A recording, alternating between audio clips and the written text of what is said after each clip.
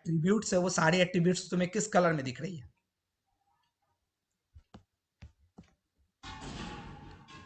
Selector का काम क्या था कि ये क्या करता था, हमको किसी स्पेसिफिक एलिमेंट को सेलेक्ट करने के लिए, आज के हम क्लास में देखेंगे कि कैसे हम आईडी सेलेक्टर, टैग सेलेक्टर और क्लास सेलेक्टर का यूज करते हैं। एक्चुअली सेलेक्टर का हमें काम तब आता है जब हम इंटरनल सीएसएस या एक्सटर्नल सीएसएस यूज करते हैं। इनलाइन सीएसएस में हमें सेलेक्टर की जरूरत नहीं पड़ती है, इसलिए अभी तक हम लोगों ने इसका यूज नहीं देखा।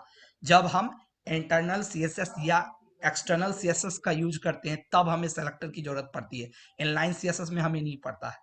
तो सेलेक्टर ये था कि जिस जो हमें क्या हेल्प करता था कि हमको जिस एलिमेंट को हमको स्टाइल करना है, जिस एचटीएमएल एलिमेंट को स्टाइल करना है उसको सेलेक्ट करने में हमें सेलेक्टर हेल्प करता था। इसमें हमने बेसिकली तीन देखा था, टैग, सेलेक्टर, क्लास और आईडी। ये तीनों हम होगा तो आज देखेंगे। फिर था कि हमारा सीएसएस तीन टाइप का था, inline CSS, internal CSS and external CSS. Inline CSS हम लोगों ने देख लिया था, छूट गया था। हमारा आगे जाने से पहले एक टॉपिक था जो हम लोग को मिस कर गया था, तो ये टॉपिक हम लोग देखते हैं कि टैग्स कितने टाइप की होती है। तो बेसिकली क्या होते हैं थी में एचटीएमएल में जो टैग्स होते हैं ना, वो टैग अलग अलग पेयर में बटे हुए रहते हैं। जैसे कि on the basis of opening, closing या पेयर के बेसिस पे हमारे टैग तीन टाइप के होते हैं, अनपेयर टैग या ओपन टैग। जैसे फॉर एग्जांपल ओपन टैग कौन कौन से हो सकते हैं? बीआर होते हैं, ये सब कहीं नोट डाउन करते जाना। फिर एचआर होता है एक, ये दो टैग ऐसा होता है जिसको कहा जाता है, इन दोनों टैग को क्या कहा जाता है? अनपेयर टैग या ओपन टैग। क्यों कहा जाता है? क्योंकि ये दोनों टैग ओपन तो होते हैं, बंद नहीं होते कभी। इनको क्लोज करने के लिए कोई टैग नहीं है, ये हमेशा ऐसे ओपन ही रहते हैं। तो इन दोनों का यूज क्या है, किसी को पता हो? इन दोनों टैग का बहुत कोई लाइन ब्रेकिंग करने के लिए। जैसे अगर मैं यहाँ पे my name is Atul Kumar लिखा और इसके बाद आई एम, मान लो इसके बाद लिख रहा हूं आई एम सीएससी स्टूडेंट या जो भी है, तो अगर नॉर्मली मैं इसको लिखता हूं तो ये दोनों क्या होगा, my name is Atul Kumar और आई एम सीएससी स्टूडेंट, ये दोनों नॉर्मली एक ही लाइन में आएगा। बट अगर मैं चाह रहा हूं कि मेरा my name is Atul Kumar एक लाइन में आए और आई एम सीएससी स्टूडेंट एक डिफरेंट लाइन में आए, तो यहाँ पे हम बीच में क्या करेंगे, बीआर टैग को लगा देंगे। अब ये क्या होगा, ये एक लाइन में आएगा और इसके जस्ट नीचे ये आएगा बीआर टैग, तो इसको लाइन ब्रेक के लिए यूज किया जाता है। ऐसे ही एचआर टैग होता है। एचआर टैग का क्या काम होता है? एचआर टैग का बेसिकली होता है एक लाइन ड्रॉ करने के, हॉरिजेंटल लाइन ड्रॉ करता है। तो अगर मान लो जैसे मैंने यहाँ पे लिखा, ये मैंने यहाँ पे लिखा अबाउट, अबाउट लिखा और अबाउट के बाद हम चाह रहे हैं इसके नीचे क्या हो, ऐसा कुछ लाइन, मतलब ऐसा नहीं, पूरा स्ट्रेट लाइन हो इस टाइप का, ऐसे। अबाउट के नीचे ये गैप ज्यादा हो गया, इतना गैप रहेगा नहीं, ऐसा ये यहाँ ले रहा है, तो इसके जस्ट नीचे लाइन हो। तो हम क्या करेंगे यहाँ पे, इस लाइन को ड्रॉ, तो वहां हम दो काम कर सकते हैं, या तो हम एचआर टैग का यूज कर सकते हैं और नहीं तो फिर सीएसएस के थ्रू होता है कि हमारा ये बॉर्डर का हम एक डाल सकते हैं। कौन सा बॉर्डर? बस बॉटम बॉर्डर। हम आगे देखेंगे बॉर्डर जब पढ़ेंगे तो वहां हम देखेंगे, वो भी मैंने देखा था कि कुछ कुछ स्टूडेंट ने बॉर्डर का यूज किया था बट बॉर्डर का उनको सिंटैक्स गलत था। तो ये चीजें होती है 21 की, मैं किसी किसी स्टूडेंट्स की देखा थी मैं, मैंने बॉर्डर बताया नहीं है बट उन्होंने अपने मन से बॉर्डर यूज किया था। बट मैं बता दूं कि उनकी बॉर्डर की सिंटैक्स गलत थी, उनकी बॉर्डर की, अब जो भी होंगे उनको पता होगा कि उनकी बॉर्डर की सिंटैक्स गलत थी। तो या तो हम यहाँ पे एचआर टैग के थ्रू यूज कर सकते हैं या हम बॉर्डर टैग के थ्रू हम क्या कर सकते हैं, टैग नहीं होता है, ये खुलती तो है बट बंद नहीं होती है।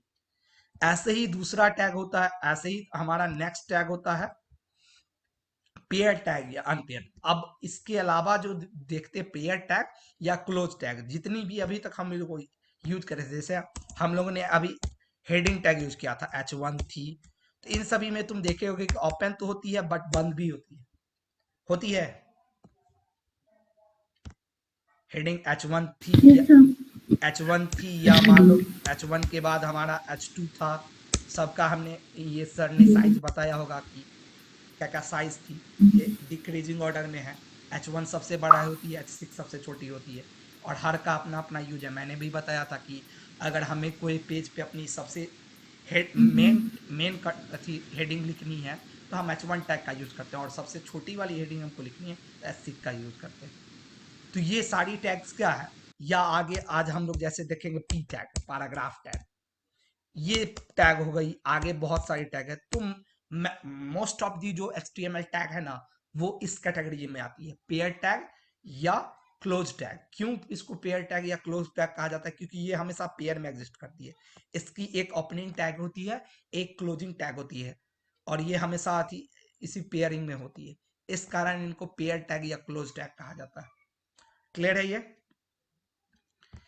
इसके बाद एक तीसरा कैटेगरी का टैग होता है, that is self closing tag, जिसको सेल्फ क्लोजिंग टैग कहा जाता है। अब ये सेल्फ क्लोजिंग टैग कौन सी होती है?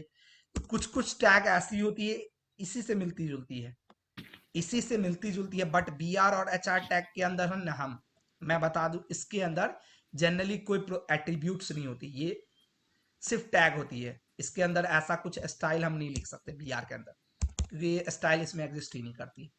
HR के अंदर होती है, बट HR के अंदर हम नहीं, HR के अंदर भी हम कुछ नहीं कर सकते। But image self closing tag, जैसे इमेज टैग एक होती है, इमेज टैग हो गई, या आगे जब हम फॉर्म पढ़ेंगे तो हम वहां देखेंगे इनपुट टैग। ये दो टैग ऐसी है, और भी बहुत सारे होते हैं, बट ये दो टैग ऐसी टैग होती है जो टैग ओपन तो होती है इसी के तरह, बट इन ये क्लोज नहीं होती है, लेकिन इसके अंदर कुछ कुछ एट्रीब्यूट होती है जिससे हम इसकी फंक्शनैलिटी इनहेंस कर सकते हैं। जैसे इमेज टैग के अंदर SRC होती है, जिससे हम इमेज की सोर्स बताते हैं। इनपुट टैग के अंदर बहुत सारी होती है, टाइप होती है कि क्या इनपुट टाइप क्या हो सकता है। फिर रिक्वायर्ड करके एक आता है थी में, आगे हम लोग देखेंगे बहुत कुछ है। नेम करके आती है इसमें एक, कि हम फील्ड का नाम देते हैं फॉर्म प्रोसेसिंग के समय में, यही नेम हमारा हेल्प करता है। तो ऐसे करके बहुत सारी टैग होती है, बट इसकी कोई क्लोजिंग टैग नहीं होती। तो इन सारे टैग से इनपुट टैग क्या करता है, इन सारे एट्रीब्यूट से इनपुट टैग अपनी सारी फंक्शनैलिटी को इंप्लीमेंट कर लेता है, इसे बंद करने की जरूरत नहीं होती है। जबकि इन सारे टैग में कोई भी एट्रीब्यूट्स नहीं होती है, जनरली इसमें कोई एट्रीब्यूट्स नहीं होती है। तो अंतर यही है। अब कोई क्वेश्चन कर सकता था कि सर अगर ये भी क्लोजिंग टैग नहीं है तो फिर इसे सेल्फ क्लोजिंग में क्यों रखा गया, इसे क्यों नहीं अनपेयर टैग में ही रखा गया, ओपन टैग में क्यों? क्योंकि अनपेयर टैग या ओपन टैग में वो टैग होते हैं जिनके जो ओपन तो होती है बट बंद नहीं होती है, और साथ ही साथ उनको हम उनके फंक्शनैलिटी को इनहेंस भी नहीं कर सकते हैं, क्योंकि उनके अंदर कोई एट्रीब्यूट्स नहीं होता है। जबकि सेल्फ क्लोजिंग टैग एक ऐसी टैग होती है जो ओपन होती है, बंद नहीं होती है, बट उनके अंदर एट्रीब्यूट्स होता है जिससे उसकी फंक्शनैलिटी को इनहेंस कर सकते हैं। अंतर समझ में आ गया? का देखो दो चीज होता है, आगे हम आज ही हम देख लेंगे वो चीज आगे। स्टाइल जो अभी तक तुम यूज कर रहे थे, वो स्टाइल एक प्रॉपर्टी एट्रीब्यूट था, बट आज हम जाकर के जब इंटरनल CSS पढ़ेंगे तो वहां हमारा स्टाइल एक टैग भी आता है, बट वो अथी नहीं होती है, वो क्लोजिंग टैग होती है, वो क्लोजिंग टैग होती है, क्योंकि उसकी ऐसी कुछ होती है।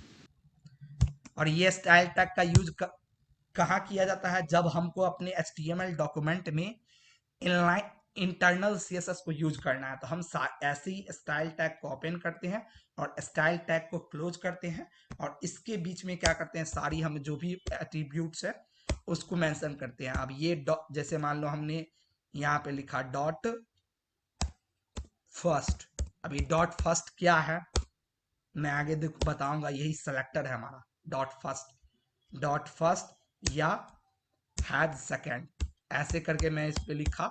ये सारी सेलेक्टर है जो आगे मैं बताऊंगा। और तब मैं इसके अंदर मान लो प्रॉपर्टी मुझे लगानी है बैकग्राउंड कलर, बैकग्राउंड कलर मुझे लगानी है मान लो फर्स्ट पे। अब फर्स्ट क्या होगा वो आगे हम लोग देखेंगे। इसमें मान लो मुझे बैकग्राउंड कलर लगानी है, अरे यार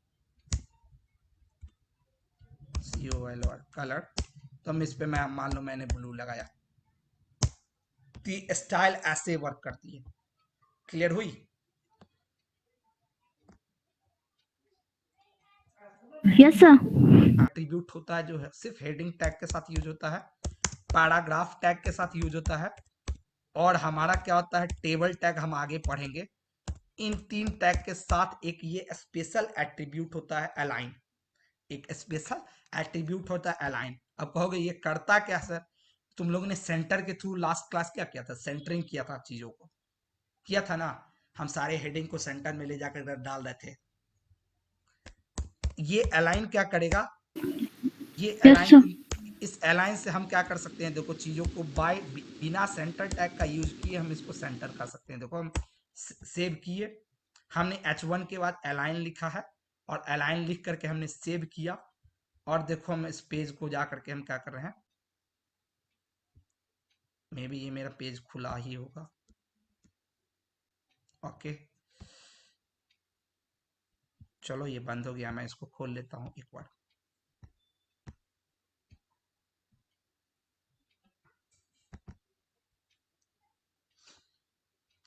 देखो ये ऑटोमेटिकली क्या हो गया हमारा, देखो ये सेंटर में चला गया, और यहीं पे ये देखो ये दो क्या है हमारा, राइट में अलाइन है, क्योंकि इसको मैंने क्या किया है, टेक्स्ट, अच्छा टेक्स्ट अलाइन है। चलो ये चीजें हम डिस्कस करेंगे बाद में। तो ये क्या हो गया, ऑटोमेटिकली मैंने कहीं सेंटर टैग का यूज नहीं किया। H1 पे देख लो, H1 पे मैंने कहीं सेंटर टैग का यूज नहीं किया, लेकिन ये अलाइन है अपनी जगह पे।